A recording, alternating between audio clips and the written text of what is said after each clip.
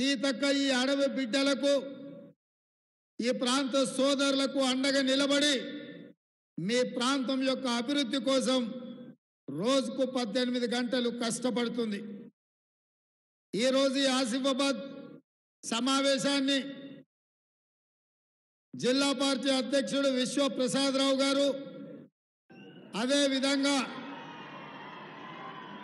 శాసన సభ్యులు వెడ్మ బొజ్జు గారు, వేదిక మీద మాజీ మంత్రివర్యులు వేణుగోపాలాచారి గారు, పెద్దలు కోనేరు కోనప్ప గారు,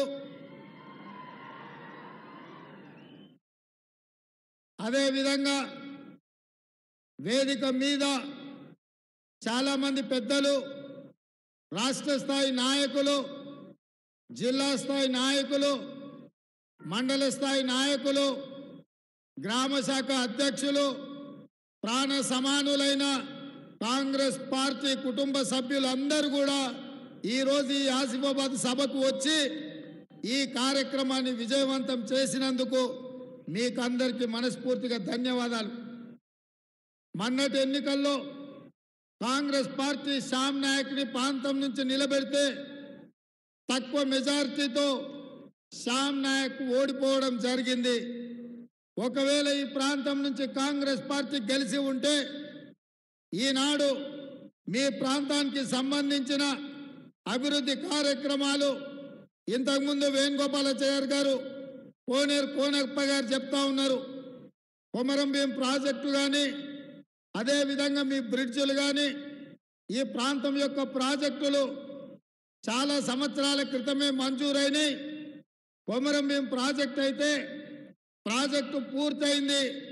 కాల్వలు తవ్వుకోకపోవడం వల్ల ప్రాజెక్టుల నీళ్లు ఉన్నా ఈరోజు ఈ ఆదిలాబాదు భూములకు ఆసిఫాబాదు ప్రాంతంలో ఈ నీళ్ళు అనేటివి అందడం లేదు అని. అదేవిధంగా చాలా సంవత్సరాల నుంచి గుండెపేట బ్రిడ్జ్ లాంటి ప్రాజెక్టులు పెండింగ్ ఉండడం వల్ల ఇక్కడి ప్రజలు నానా ఇబ్బందులు ఎదుర్కొంటూ 50-60 కిలోమీటర్లు చుట్టూతో తిరిగి వాళ్ళు చేరుకోవాల్సిన గమ్యానికి చేరుకునే పరిస్థితి ఉన్నది అని చెప్తున్నారు. ఇదే కాదు, ఈ ఆదిలాబాద్ ఉమ్మడి జిల్లాలో సాగునీటి సమస్య ఉన్నది, పోడు భూముల సమస్య ఉన్నది, గిరిజనేతరులకు పహానీల సమస్య ఉన్నది, గిరిజనులకు పోడు భూముల పట్టాల సమస్య ఉన్నది. ఇవన్నీ సమస్యలు 10 సంవత్సరాలు తెలంగాణ రాష్ట్రంలో చంద్రశేఖరరావు గారు ఏ మాత్రం దృష్టి పెట్టకపోవడం, అదేవిధంగా ప్రాణహిత చేవెళ్లలో భాగంగా కుమ్మిడేటి దగ్గర బ్యారేజ్ కట్టి ఆదిలాబాద్కు దాదాపుగా 1.5 ఎకరాలకు నీళ్ళు ఇచ్చే అవకాశం ఉండే, కానీ ఆ ప్రాజెక్టును కూడా పూర్తి చేయలే. ఈ ప్రాంతంలో చదువుకోవడానికి విద్యా ఉద్యోగ ఉపాధి అవకాశాలు 10 సంవత్సరాలు బీజేపీ కూడా చేయలే. పాపం కష్టపడి మీరందరు కలిసి స్వయం బాబురావును బీజేపీ నుంచి ఎంపీగా గెలిపించారు. 10 సంవత్సరాలు స్వయం బాబురావు ప్రధానమంత్రి, హోంమంత్రి, ఇతర మంత్రుల దగ్గరికి వెళ్ళి మీ ఆదిలాబాద్ అభివృద్ధి కోసం ఎన్నిసార్లు కలిసినా, ఎన్ని విజ్ఞప్తులు చేసినా మీ ప్రాంతానికి ఎలాంటి సహాయము అందించలేదు, మీ ప్రాంతానికి నిధులు ఇవ్వలేదు. అదేవిధంగా గోండులకు మంత్రివర్గంలోనే స్థానం ఇవ్వలే. ఒకవేళ నిజంగానే ఆదివాసీల పట్ల, కొమరం భీం పట్ల, రామ్జీ గోండు పట్ల బీజేపీ నాయకులకు గౌరవమే ఉంటే ఆనాడు జల్ జమీన్ జంగల్ పేరు మీద ఈ ఆదివాసీ బిడ్డల కోసం వీరోచితంగా పోరాటం చేసి నిజాంలకు వ్యతిరేకంగా తుపాకీ ఎక్కుపెట్టి పోరాటం చేసిన కొమరం భీం స్ఫూర్తిగా తెల్లదొరలు బ్రిటిషర్స్ను తరిమిన రామ్జీ గోండు 1000 ఉర్ల మర్రి సాక్షిగా ఆదివాసీ బిడ్డలు ఈ అడవుల నుంచి పెత్తందారి వాళ్ళపై పోరాటాలు చేసింది. మరి గోండులు ఆదివాసీల ప్రాంతంలో మా లంబాడ సోదరులు హక్కుల కోసం కొట్లాడుతుంటే రాష్ట్రంలో బీఆర్ఎస్ కానీ, కేంద్రంలో బీజేపీ కానీ మీ సమస్యల్ని పరిష్కరించే ప్రయత్నం చేయలే. చివరికి రోజు అవమానించే విధంగా స్వయం బాబురావుకు ఇవాళ టికెట్ కూడా ఇవ్వకుండా స్వయం బాబురావును అవమానించిండ్రు. ఇవాళ గూడెం నగేష్కి ఇచ్చిండ్రు. ఎవరయ్యా? కేసీఆర్ దొర కాదు, అమిత్ షా దొర కాదు, గూడెం నగేష్ కూడా ఒక దొరనే. 11 అయితే గాని కిందికి దిగడు. పేదవాళ్ళు ఆదివాసీలు పోయి చేయి కలిపితే ఎంబడే చేతి దస్తి పెట్టి తూడ్చుకుంటాడు. ఇవాళ మీరు ఆలోచన చేయండి. పత్రం చక్కు గురించి ఇంకా నేను ఎక్కువ చెప్పాల్సిన పని లేదు. ఈ ప్రాంతం నుంచే కాంగ్రెస్ పార్టీ కార్యకర్తలు కష్టపడి గెలిపిస్తే ఎక్కడికి పోయిండో, ఏమి జరిగిందో మొన్నటి శాసనసభ ఎన్నికల్లోనే మీరందరూ చూసిండ్రు. కాబట్టి ఇవాళ జరుగుతున్న పరిణామాలు నేను ఒక్కటే మాట ఆదిలాబాద్ జిల్లా ఆడబిడ్డలకు చెప్పదలుచుకున్నా. ఇది 18వ పార్లమెంట్ ఎన్నికలు. 17 సార్లు ఇక్కడ ఎన్నికలు జరిగితే ఏ ఒక్కసారి ఏ పార్టీ ఆదిలాబాద్ పార్లమెంటు ఆడబిడ్డలకు టికెట్ ఇవ్వలే. మొదటిసారి శ్రీమతి సోనియా గాంధీ గారు మా సీతక్క రిక్వెస్ట్ మేరకు ఇవాళ అత్రం సుగుణ అనే ఆడబిడ్డకు మొట్టమొదటిసారి కాంగ్రెస్ పార్టీ పార్లమెంటులో ఒక ఆడబిడ్డకు అవకాశం ఇచ్చింది. మరి ఇక్కడ వేలాది మంది మా ఆడబిడ్డలు వచ్చిండ్రు అత్రం సుగుణని ఆశీర్వదించడానికి. మీరు ఆలోచన చేయండి. మీ తరఫున సీతక్క ఉంది, మీ తరఫున అత్రం సుగుణ నిలబడ్డది. మీ కష్టాలు తెలుసు. ఒక టీచర్గా పిల్లల మనస్తత్వం ఎట్లా తెలుసో, పిల్లలు బడికి వస్తే చదువుకుంటారా చదువుకోరా ఎట్లా గుర్తుపడతారో అట్లనే ఆదిలాబాదు ప్రాంతంలో సమస్యల పట్ల అవగాహన ఉంది. ఈ సమస్యల్ని పరిష్కరించాలని కొట్లాడింది. ఇవాళ అత్రం సుగుణకు ఆమె దగ్గర నగదు ఉందని ఇవ్వలే, ఆమెకు రాజకీయ వారసత్వం ఉందని ఇవ్వలే. కేవలం చదువుకున్న ఆడబిడ్డ, ఆదిలాబాదు సమస్యల పట్ల అవగాహన ఉన్నది, మీ సమస్యల పట్ల కొట్లాడే తెగింపు పోరాటం ఉన్నది, మీ సమస్యల్ని పరిష్కరించే సత్తా ఉన్నది. ఇవాళ మీ తరపున కొట్లాడడానికే అత్రం సుగుణను ఈరోజు కాంగ్రెస్ పార్టీ అభ్యర్థిగా ఇక్కడ నియమించడం జరిగింది. ఇవాళ మీడియా మిత్రులు కూడా ఆలోచన చేయాలి. కాంగ్రెస్ పార్టీ ఒక సామాన్య ప్రభుత్వ ఉద్యోగం చేసుకునే టీచర్కు ఈరోజు కాంగ్రెస్ పార్టీ టికెట్ ఇచ్చింది. ఆనాడు ఖానాపూర్ నుంచి వెడుమ బొజ్జుకు టికెట్ ఇచ్చినాం. ఒక ఇందిరమ్మ ఇంట్లో ఉండే యువకుడికి ఈ ప్రాంత ప్రజలకు సేవలు అందిస్తాడని టికెట్ ఇచ్చినాం. మీరు పెద్ద మనసుతోనే వెడుమ బొజ్జును ఎమ్మెల్యేగా గెలిపించారు. అందుకే ఇవాళ 24 గంటలు మీకు అందుబాటులో ఉండి ఈ ఆదిలాబాద్ ఆదివాసీల పట్ల, గిరిజనేతరుల పట్ల, వాళ్ళ సమస్యల పరిష్కారం పట్ల కొట్లాడుతున్నాడు. అట్లనే ఇవాళ అత్రం సుగుణను కూడా గెలిపించండి. రోజుకు 18 గంటలు మీకోసం కొట్లాడుతుంది, మీ సమస్యల పరిష్కారం కోసం నిలబడుతుంది. ఆనాడు కుమరం భీం రామ్జీ గోండు నుంచి మొదలు పెడితే ఈనాడు ఆదివాసీల వరకు ఈ సమస్యల పట్ల కొట్లాడే చిత్తశుద్ధి ఉన్నది. ఇక నా గురించి మీకు తెలుసు. నేను పిసిసి అధ్యక్షుడు అయిన తర్వాత మొట్టమొదటి కార్యక్రమం ఖానాపూర్లో ఉన్న ఇంద్రవెల్లి నుంచే మొదలుపెట్టిన. నేను ముఖ్యమంత్రి అయిన ఎంబడే మొదటి సంతకం ఇంద్రవెల్లి అమరవీరుల స్తూపాన్ని పర్యాటక కేంద్రంగా స్థలం కేటాయించి కోట్ల రూపాయలు కేటాయించి అభివృద్ధికి నిధులు ఇచ్చిన. ఆనాడు 1981లో పోలీసు కాల్పుల్లో మరణించిన ఇంద్రవెల్లి అమరులకు వాళ్ళందరికీ ఇండ్ల పట్టాలు ఇచ్చినాం. ఇండ్లు కట్టుకోవడానికి 5 లక్షల రూపాయలు ఒక్కొక్క కుటుంబానికి ఇచ్చినాం. నాకు ఈ ఆదిలాబాద్ అంటేనే ఒక ప్రత్యేకమైన అభిమానం. అందుకే ఈ ఆదిలాబాద్ జిల్లాకు యూనివర్సిటీ ఇస్తా అని చెప్పిన. ఇప్పుడే మా విశ్వప్రసాదరావు గారు చెప్తున్నారు, ఇక్కడ ఒక పాలిటెక్నిక్ కావాలి, ఇక్కడ ఒక డిగ్రీ కాలేజ్ కావాలి. ఈ ప్రాంతం అభివృద్ధి చెందాలి అంటే విద్యా అవకాశాలు ఉండాలి అని. తప్పకుండా మీ బ్రిడ్జులు కానీ, మీ ప్రాజెక్టులు కానీ, మీ విద్యాలయాలు కానీ, మీ కాలేజీలు కానీ రావాలి అంటే ఇవాళ అధికారంలో ఉన్నది కాంగ్రెస్ పార్టీ. మీరు ఎన్నుకుంటే వచ్చిన పార్టీ. ఇది పేదల ప్రభుత్వం, ప్రజా ప్రభుత్వం. తప్పకుండా మీ సమస్యల్ని పరిష్కరించే బాధ్యత కాంగ్రెస్ పార్టీ తీసుకుంటుంది అని చెప్పి మీకు నేను మాట ఇస్తున్నా. మరి మిత్రులారా, ఇవాళ మీ ప్రాంతంలో సిసిఐ ఉన్నది, సిమెంట్ ఫ్యాక్టరీ మూతపడ్డది. 10 ఏళ్ళు కేసీఆర్ పట్టించుకోలే, నరేంద్ర మోడీ ఆ పరిశ్రమ తెరవలే. ఇవాళ ఈ ప్రాంతంలో అపారమైన సున్నపు గనులు ఉన్నాయి. ఈ ప్రాంతంలో సిమెంట్ పరిశ్రమ వస్తే ఈ ప్రాంత అభివృద్ధికి, చాలా మందికి ఉపాధికి, ఇవాళ ఉద్యోగాలకు అవకాశం ఉంటుంది. కాబట్టి ఇవాళ ఏ పార్టీ కూడా మీకేమి చేయలే. 10 సంవత్సరాలు కేంద్రంలో నరేంద్ర మోడీ అధికారంలో ఉన్నాడు, 10 సంవత్సరాలు రాష్ట్రంలో చంద్రశేఖరరావు అధికారంలో ఉన్నాడు. కానీ మన ఆదిలాబాద్కు చేసిందేమీ లేదు. కానీ అదే కాంగ్రెస్ పార్టీ అధికారంలోకి వచ్చిన మొదటి 100 రోజుల్లోనే అభివృద్ధి చేసి 6 గ్యారంటీలలో 5 గ్యారంటీలను అమలు చేసి మాట ఇచ్చిన పార్టీ, మాట తప్పని పార్టీగా ఇవాళ కాంగ్రెస్ పార్టీ మీ ముందు నిలబడ్డది. ముఖ్యంగా మిత్రులారా, మా ఆడబిడ్డలకు ఆర్టీసీ బస్సు ఉచిత ప్రయాణం. మా అక్కలీడ మా పెద్దమ్మలు ఉన్నారు. ఆర్టీసీలో ఎక్కడికైనా వెళ్ళండి, అమ్మగారింటికి వెళ్ళండి, అత్తగారింటికి వెళ్ళండి, లేకపోతే నాగోబా జాతరకి వెళ్ళండి, లేకపోతే భద్రాచలం రాముల వారి తలంబ్రాలకు వెళ్ళండి. ఎక్కడికి వెళ్ళినా ఈ ఆడబిడ్డలకు ఆర్టీసీలో ఉచితంగా బస్సు ప్రయాణం అందించింది మన ప్రభుత్వం. ఇదే కాదు, 500 రూపాయలకే సిలిండర్ ఇచ్చి కట్టెలపై కష్టాల నుంచి ఆడబిడ్డలను బయట పడేయాలి అని 1200 రూపాయలు ఉన్న సిలిండర్ను ఇవాళ 500 రూపాయలకే పేదవాళ్లకు అందిస్తున్నాం.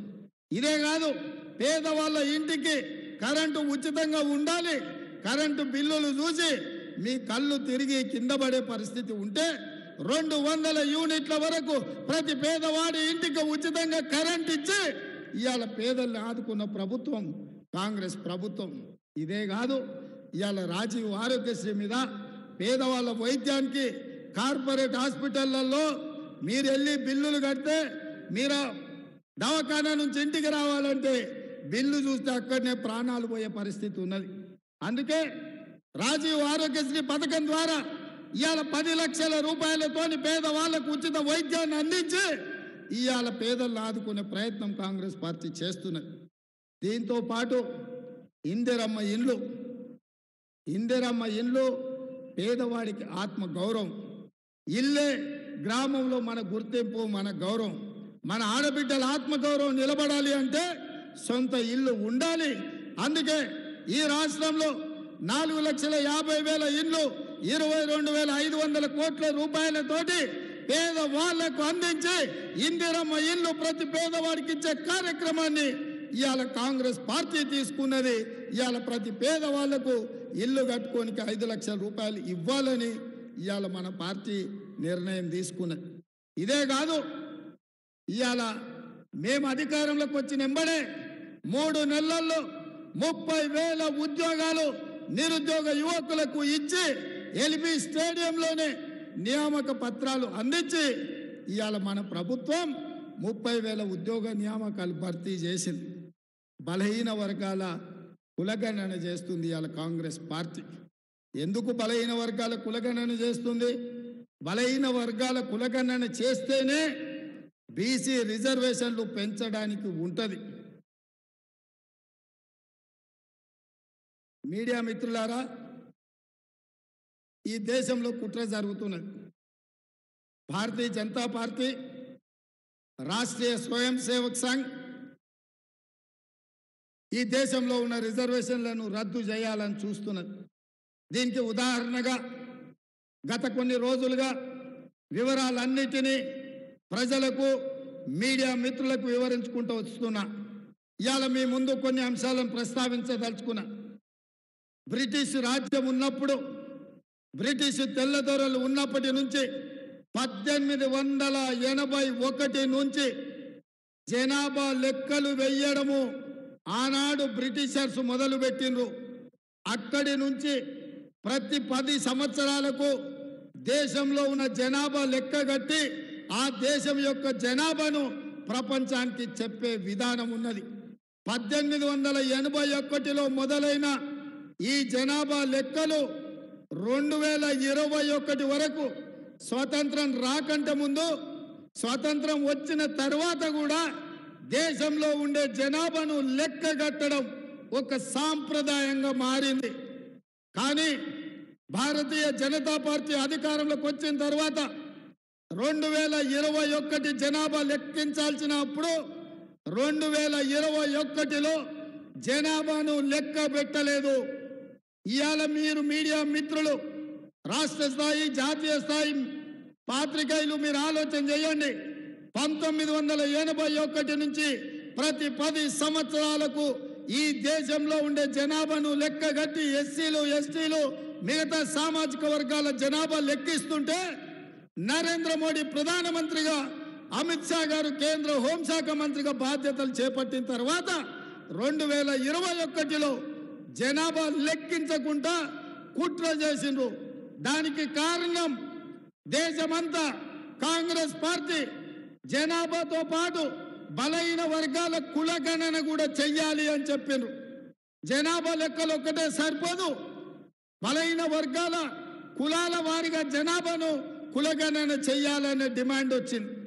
ఒకవేళ ఈ కులగణన చేస్తే ఆనాడు కాంగ్రెస్ పార్టీ అమలు చేసిన 27% బలహీన వర్గాల రిజర్వేషన్లు 50% దాటి జనాభా ఉన్న వాళ్లకు రిజర్వేషన్లు పెంచాల్సిన తప్పని పరిస్థితి వస్తుండే.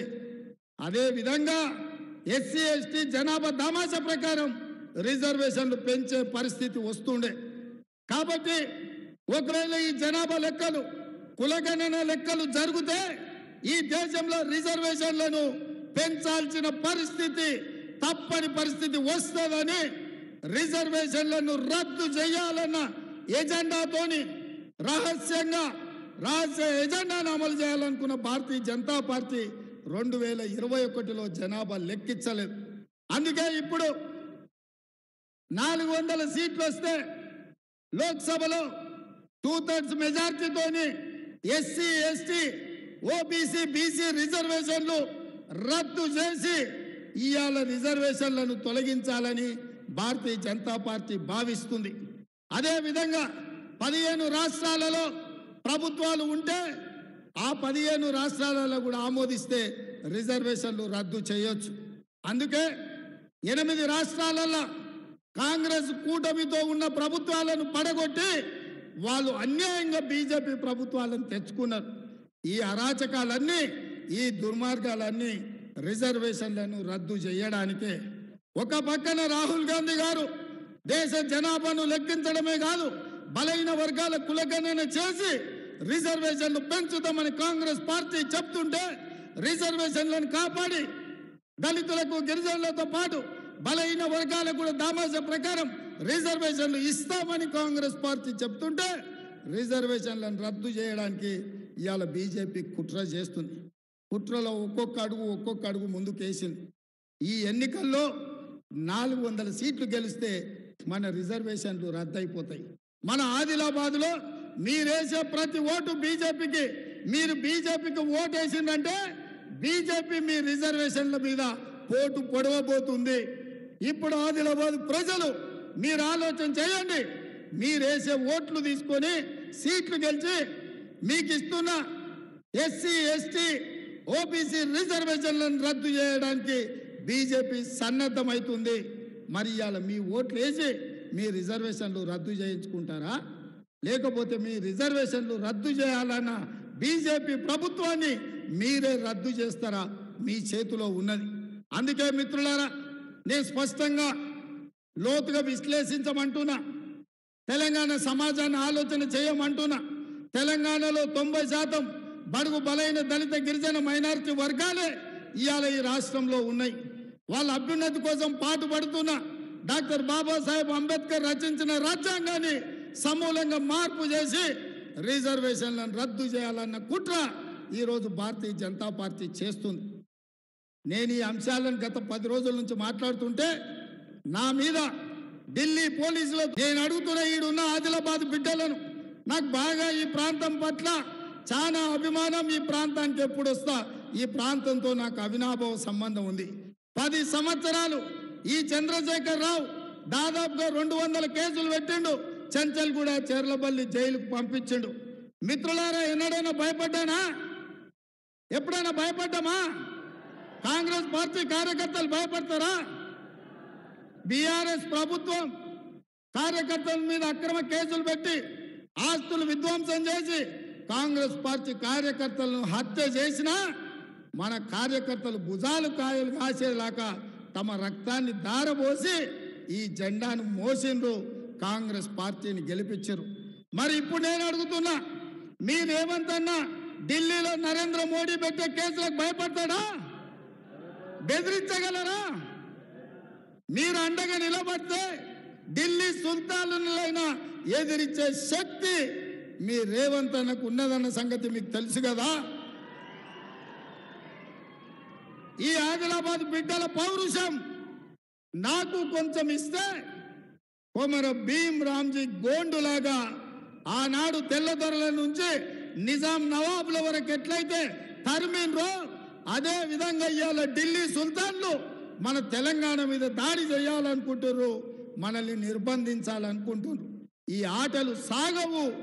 బీజేపీ చేసే ఈ కుట్ర రాజకీయాలను తప్పకుండా ఆదిలాబాద్ అండగా నిలబడితే తిరగబడి కొడతానని చెప్పి మీ అందరి తరఫున నేను మాట ఇస్తున్నా మిత్రులారా. అందుకే మిత్రులారా, మనకు రిజర్వేషన్లు ఉండాలి, ఆదివాసీలకు పోడు భూముల పట్టాలు రావాలి, ఆదివాసేతరులకు పహానీలు నకలు ఇవ్వాలి అంటే అత్రం సుగుణ గెలవాలి, కొమరం భీము ప్రాజెక్టు కట్టాలి, గుండెపల్లి బ్రిడ్జ్ పూర్తి అవ్వాలి అంటే అత్రం సుగుణ గెలవాలి. ఇవాళ భారతీయ జనతా పార్టీ అది తీసుకొచ్చాం, ఒకటి అక్కడి ఒకటి ఆమెకి ఒకటి తీసుకో పట్టుకుందా. భారతీయ జనతా పార్టీని మనం ఏమడిగినవయ్యా అంటే బయ్యారం ఉక్కు కర్మాగారం అడిగినాం, కానీ నరేంద్ర మోడీ గాడిద గుడ్డిచ్చిండు మనకు. కాజీపేట రైల్వే కోచ్ ఫ్యాక్టరీ కావాలని తెలంగాణ అడిగితే అమిత్ షా గాడిద గుడ్డిచ్చిండు. ఇవాళ ఐటీఐఆర్ కారిడార్ మనం అడిగితే బీజేపీ వాళ్ళు తెలంగాణకు గాడిద గుడ్డిచ్చిండ్రు. అదే విధంగా ఐఐటి మనం అడిగితే బీజేపీ గాడిద గుడ్డిచ్చింది. ఇవాళ మనము సిసిఐ సిమెంట్ ఫ్యాక్టరీ కట్టండి అని అడిగితే మనకు గాడిద గుడ్డిచ్చిర్రు. మనకు తుమ్మిడేటు ప్రాజెక్టును కట్టండి అని అంటే మనకు గాడిద గుడ్డిచ్చిర్రు. ఐటీడీఏ ప్రాజెక్టులను పూర్తిగా పూర్వవైభవం తేవాలి అని అంటే బీజేపీ వాళ్ళు గాడిద గుడ్డిచ్చిర్రు. నేను ఇప్పుడు మిమ్మల్ని ఒక్క మాట అడగదలుచుకున్నా, బీజేపీ ఏమి ఇచ్చిందని నేను అడిగితే గాడిద గుడ్డు అని మీరు అనాలి. రెడీనా? రెడీనా? రెడీనా? ఆడ కళాకారులు ఏమంటలేరు, ముచ్చట్లలో పడ్డారు. మీరు కూడా మీ మైకులు అనాలి. అందరు మీరు మైకులు తీసుకొని సిద్ధంగా అండి. రెడీనా? బీజేపీ ఏమిచ్చింది గట్టిగా ఢిల్లీకి వినిపించాలి. నరేంద్ర మోడీ ఏం తెచ్చిండు? గట్టిగా కళాకారుల నుంచి వినిపిస్తలేదు. గాడిద గుడ్డు. బీజేపీ ఏం తెచ్చింది? నరేంద్ర మోడీ ఏమిచ్చిండు? బీజేపీ ఏం తెచ్చింది? నరేంద్ర మోడీ ఏమిచ్చిండు? బీజేపీ ఏం తెచ్చింది? నరేంద్ర మోడీ తెలంగాణకి ఏమిచ్చిండు? బీజేపీ తెలంగాణకి ఏం తెచ్చింది? నరేంద్ర మోడీ తెలంగాణకి ఏమిచ్చిండు? గట్టిగా చెప్పాలి. బీజేపీ ఇచ్చిందేంది? నరేంద్ర మోడీ తెచ్చిందేంది?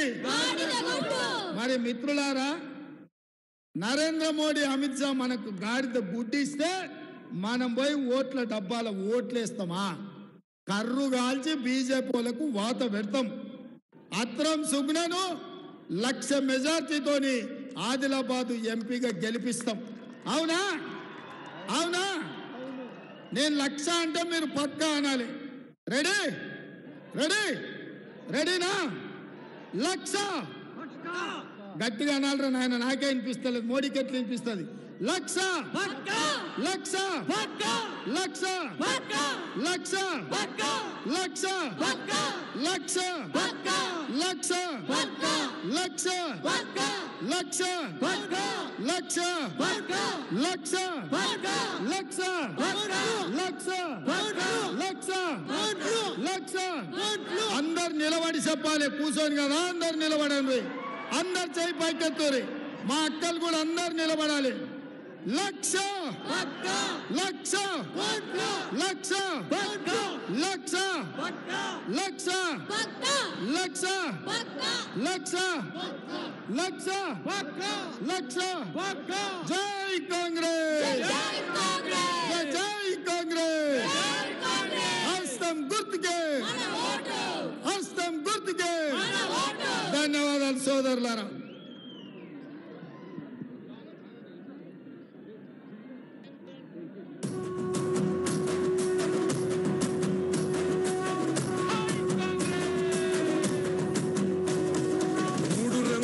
జెండా బట్టి సింగమూలే కదిలినాడు ఒక్కరో కాంగ్రెస్ సూర్యుడు మన రేవంత్ అన్న నిగ్గదీసి అడిగే మునగాడు విడు భూమిన బానైతాడు బీద సాదల.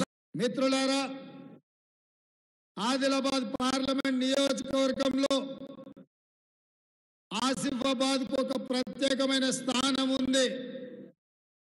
మీరు ఏ వైపు మొగ్గుతారో ఆ వైపే ఈ పార్లమెంటు నియోజకవర్గం గెలవడానికి అవకాశం ఉంది. మీరు